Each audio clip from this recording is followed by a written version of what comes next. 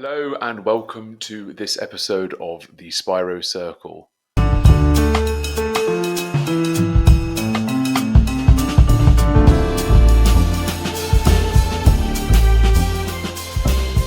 Last Friday saw Kanye West, also known as Ye, turn to X and post a bunch of antisemitic, racist, homophobic, and abusive tweets, where he also praised Hitler and compared himself to a Nazi.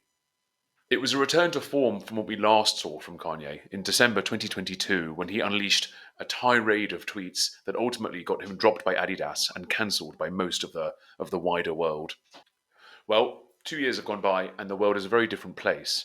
Elon Musk has purchased Twitter, now X, and turned it into a pro-free speech platform, and he even reinstated Kanye's account, which is why we see a lot of the return to the tweets that we see now.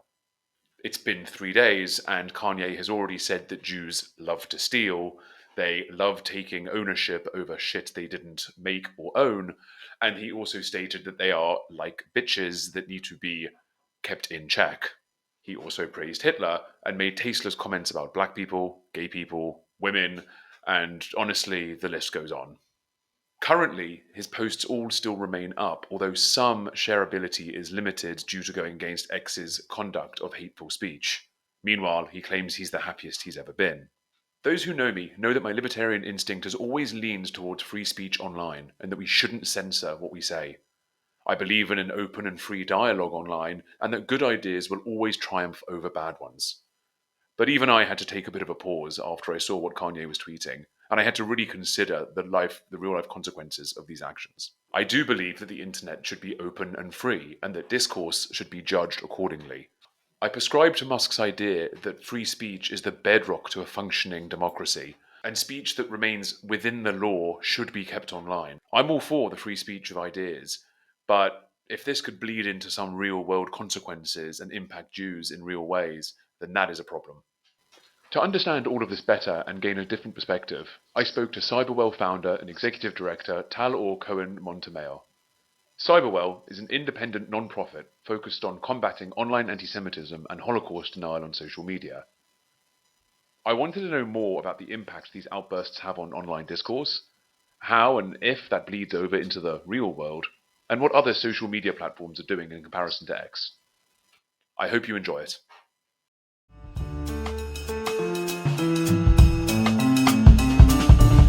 Tal-Or, thank you so much for taking the time and joining me today. Thank you so much for having me. I wanted to touch base with you again because we've been through about a 2 year period between Kanye's last outbreak on Twitter, now X. What can you tell me about some of the differences that we've seen in the last few days versus what we saw in December 2022? So according to Cyberwell's research, we were looking at how this specific outburst and tirade of anti-Jewish narratives, anti-Semitism by Kanye West, what's different about this episode versus the 2022 episode. And we can see very clearly that this specific episode, or this specific tirade is being amplified, retweeted, engaged with almost exclusively on X versus what happened in 2022 when Elon was actually taking over Twitter, is that if you remember, that attack actually started on Instagram and then was also amplified throughout the digital space.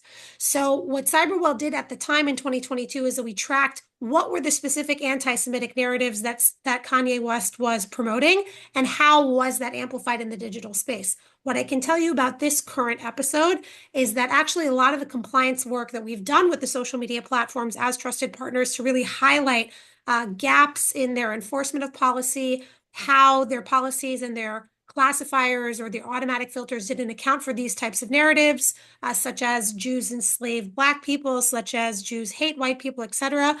We've seen that our work has a very direct result here because the narratives are not being amplified and promoted on Meta or TikTok or YouTube. They are very much being amplified and engaged with on X. And I will say that there's a specific group of known anti-Semitic accounts that Cyberwell has constantly reported and flagged for X that are really taking the lead in amplifying this anti-Semitic tirade.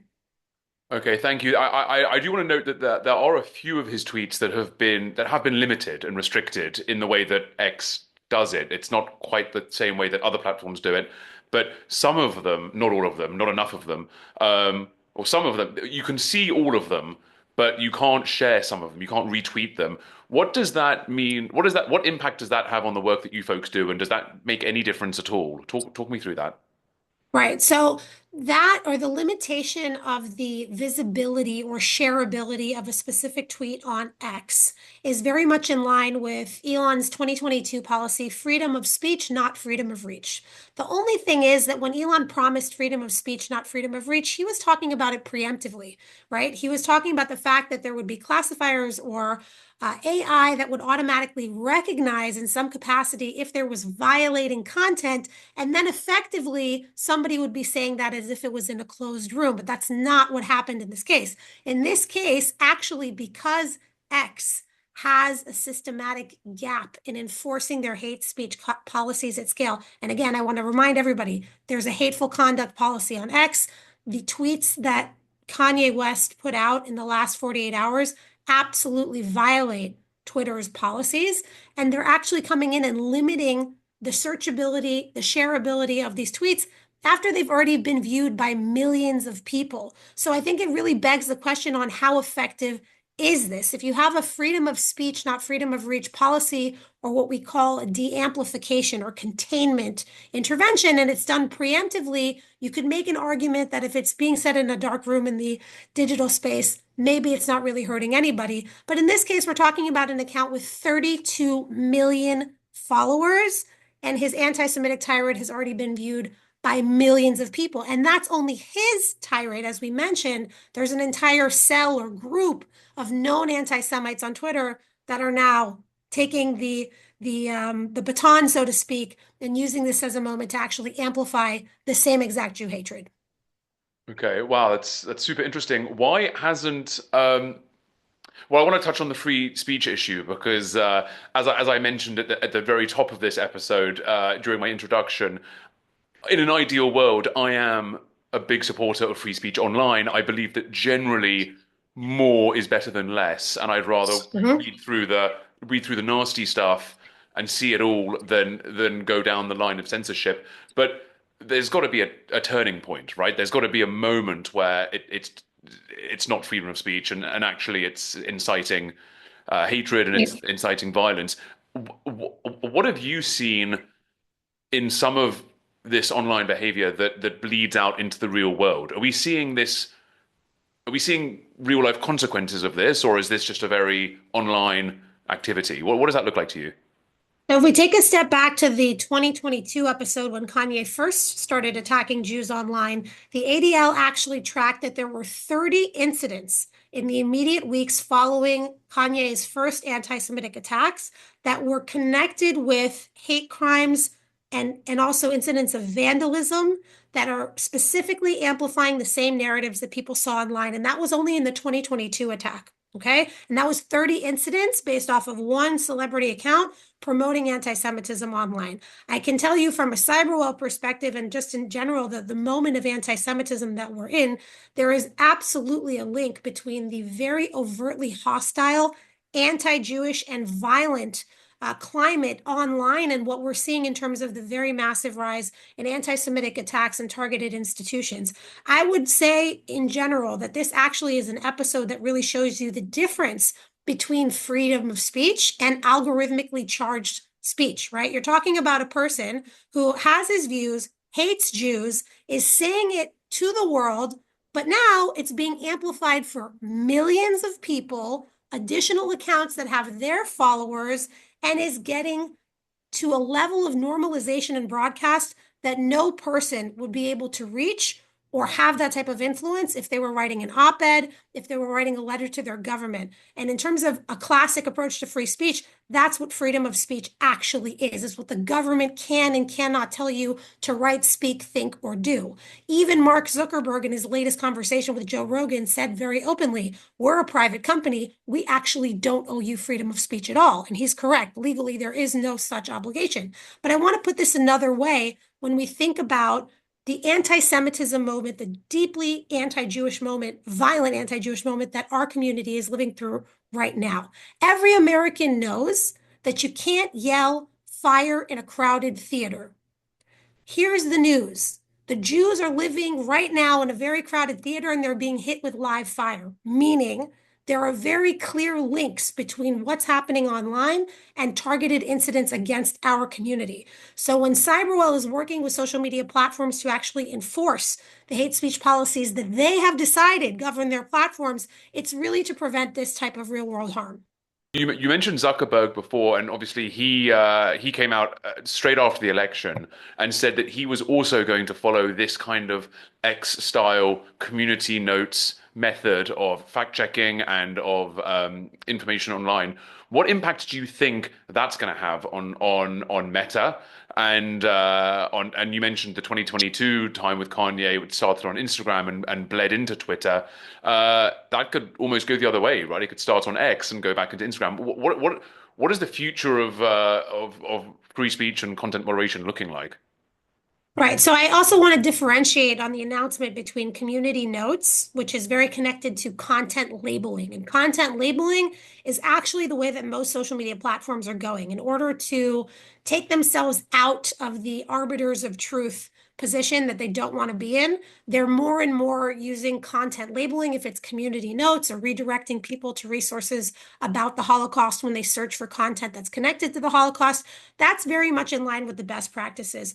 What deeply concerned me, and I wrote a whole op-ed about what the implications of this type of decision could make, is like, look, these are global CEOs. They are heard through a megaphone. And basically, what they are saying, Zuckerberg and Musk, and what all of the tech companies would effectively be signaling by saying we're not going to remove hate speech is a free-for-all for anti-Semites. It's not on accident that Kanye West is actually making this anti-Semitic tirade and even says in his rant, see what happens to me. Nothing is going to happen to me. I'm not going to be silenced. I'm not going to be censored because the global CEOs of these social media platforms who made the decisions, again, to have content moderation policies are signaling that hate speech is not going to be addressed at scale. So I think it's from a strictly Jewish community perspective, it's a detrimental decision, but from an overall trust and safety perspective, it's a systematic lowering of the bar, which I think will have very much real world consequences. The other thing that I want to say is it remains to be seen how this announcement is actually going to be implemented. I was very struck to see that currently Kanye West's attack is being amplified almost exclusively on X. And on the other social media platforms, we aren't seeing it take off in any kind of major way. To me, that is indicative that there are trust and safety mechanisms, some of which Cyberwell was very actively recommending back in 2022, that are in place. So it remains to be seen how this is implemented. But even if it was just an announcement, I think that it is a detrimental, a dangerous, and completely unwarranted announcement to make at a time like this. Well, that was actually my next question about whether about the reach that all of these platforms are having is I'm unclear. Is Kanye taking part in similar actions on different platforms, or is he reserving all of this to X right now? What's it looking like in other areas of social media? I can tell you that in this episode, he's almost exclusively abusing the X platform in order to share this tirade. I did see some sharing of his statements onto his Instagram account, but nothing that directly violates the policy. So there's a really big element here of you are seeing users that are educated by the enforcement mechanisms of the platforms that they are on. What I can say on X, I can't say on Instagram, and it's very clear in terms of the way that Kanye West is abusing his social media presence right now. So I haven't seen a direct outpouring onto other social media platforms, but at the time, yes, it started on Instagram, it bled into Twitter. I'm sharing with you that we're not seeing users engage in amplification of these anti-Semitic narratives that Kanye West is spewing, aside from on X. And that is very indicative of users that were educated that this is okay the way that they're abusing that platform. And again, I think we have to ask ourselves a wider social issue here.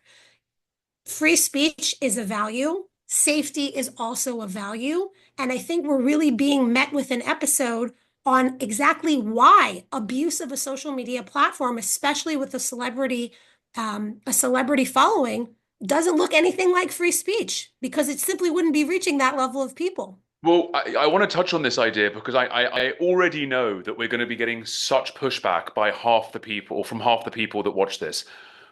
How do you combat the folks who are the pro free speech, pro cynical of hate speech, people that say, well, I don't know what hate speech is. Anything can be hate speech, and I'd rather have no controls over what hate speech is than have, a bureaucrat or a politician or a CEO or an intern tell me what hate speech is. So how do you, I guess, as Tal-Or, but also as Cyberwell, how do you balance those challenges, those conflicts? Because Well, again, I'm personally, as yes. I said, I'm more libertarian leaning. I wish we lived in a world where people could say anything, and that people with the best ideas would win. But like, obviously, we're seeing in practice this kind of sometimes goes a bit haywire. What would you say about this? Well, you and I don't disagree. What Cyberwell and other ethical tech efforts take a focus on is the mechanism at which or by which those ideas or that speech or that content is disseminated, right? Put another way, you may defend until the death the right of the Nazis to march in Skokie, Illinois, but you probably wouldn't defend the right of the Nazis to march at Disneyland because Disneyland is private property and it's meant for families and for children. And when we look at our mainstream social media platforms, it's kind of the same thing. They're a private company and they are meant for mass public square consumption, right? And also, we are working with the mechanisms of the algorithms that are literally not only disseminating this content en masse far beyond classic methods of free speech, but sometimes even financially incentivizing people to actually participate in that type of incendiary content. So I think that is a grappling that all free speech absolutists actually need to have a very real discussion with themselves. The mechanism of the speech or the ideas matters. The mechanisms or the space that we're talking about in digital spaces are private companies with powerful algorithmically charged platforms. What do you do in that case? Do you adjust your position on free speech? Yes or no? I'll tell you how the platforms answer that question.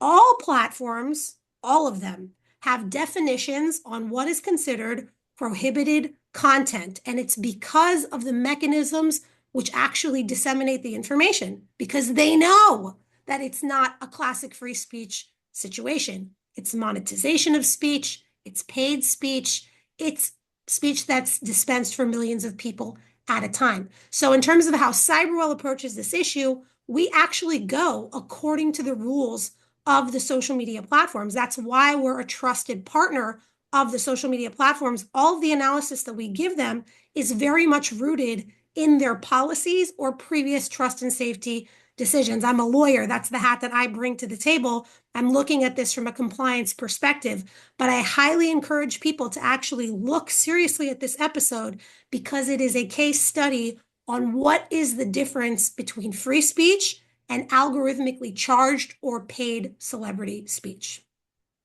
Okay, wow, that's super interesting. That's given a lot to think about. The Jews were just one of the groups that Kanye kind of appeared to be attacking while he was tweeting. He was saying derogatory things about the black Right. community, the gay community, Women, women, exactly, women. yeah, women, and late, kind of teetering on abuse there, and abusive sentiments.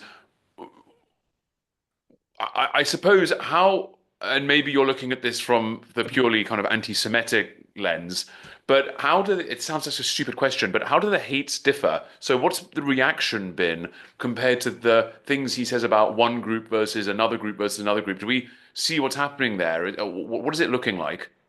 Right. So Cyberwell is definitely looking at this primarily from an anti-Semitism perspective, but there's no doubt that there were multiple communities and groups that were victimized, abused, had hate perpetuated against them in this tirade. And you're asking the question of what is the ultimate result of that? What are the narratives that are taking off? So if we look at the state of online anti-Semitism purely in the last couple of years, we are now living through a period of heightened vitriol, open hostility, and targeted violence. Violent speech literally calls for physically harming Jewish people. We haven't seen, with the big exception of the rise in hate speech against the Asian community during the COVID-19 pandemic, a very big shift in online narratives that are connected to other communities. I will say that there is probably, this is an educated guess that's not backed up by any data, probably also an increase in rise against hate speech against the transgender and queer community because of different shifts that have happened recently politically.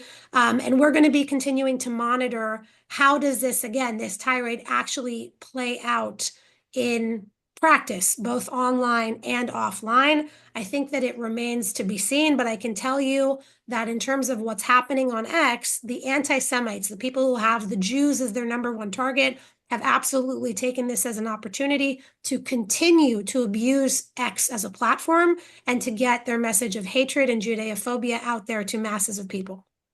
What do you think the consequences of these last few days are going to have on X, on Musk, on all of the other platforms? Do you think this is a turning point in any conversation, or do you think this will just be a news cycle that will be forgotten in the next few days? I mean, Kanye, it appeared he blew his career up in 2022, only now to be back doing the same old, just a few years later, claiming he never needed Adidas, claiming he's still a billionaire, claiming he has all the power.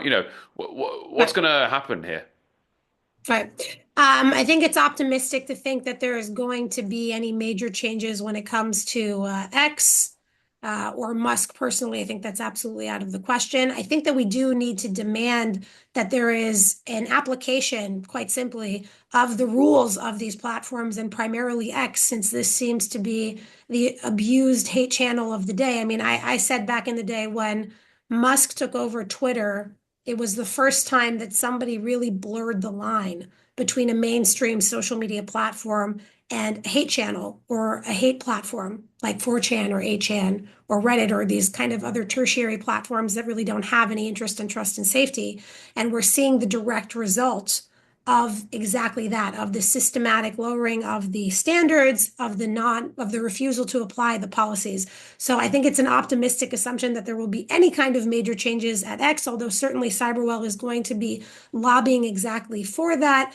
In terms of what happens to Kanye West, I almost think I don't want to say irrelevant. I think that we just need to look at the wider issues here, which is the very difficult and very violent anti-Semitic period that we are living through. We are also seeing other celebrities, not only Kanye West. I'm talking about Candace Owens. I'm talking about Dan Bilzerian. I'm talking about other celebrities who are abusing their social media platforms in order to perpetuate very targeted hate against the Jewish community. And this, at the end of the day, comes down to a simple fact. We're a small group of people, 15 million Jews on the planet, and that's if you're stretching the statistics. Meanwhile, you have these celebrities that for clout and for money, and because unfortunately it's very in vogue to be anti-Semitic, are literally normalizing open hostility against Jews for millions and millions of people, far beyond the number of Jews in the world. That's the real mechanism here. That's the wider issue.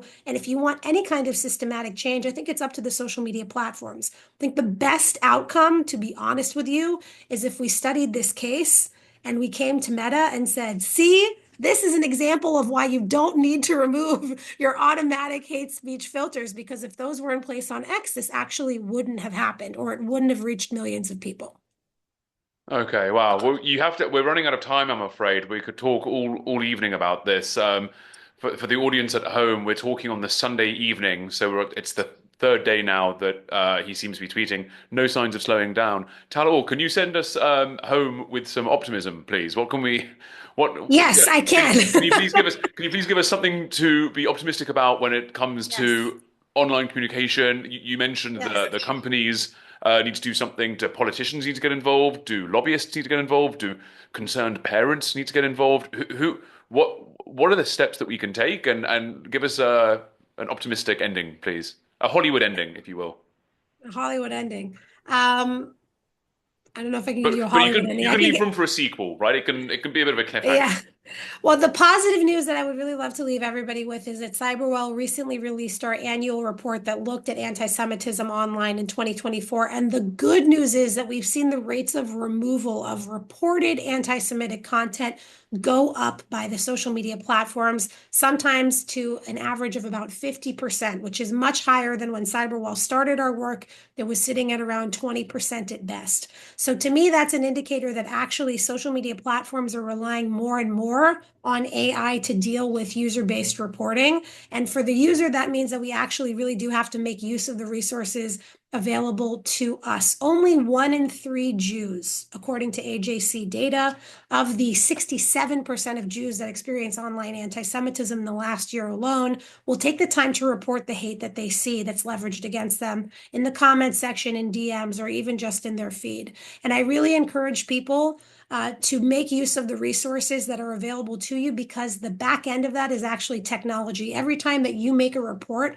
and it's removed either by AI or by a human content moderator, you are teaching the mechanisms of enforcement on social media platforms. I would like to see that all of our community gets involved in actually actively reporting hate content against our community. And I think similarly, I would encourage people to not give up on telling your politicians and lawmakers that you need reform in this space. You absolutely do. We have to remain engaged with this. There's so much historical evidence that anti-Semitism, in terms of its culmination at violent points of genocide against Jews, first starts with campaigns. So we can't ignore this issue. We have to remain engaged with this space, but there are positive developments when it comes to AI and more effective rates of removal on the part of the social media platforms. Even on X, 56% average rate of removal. So that's above average. It's good.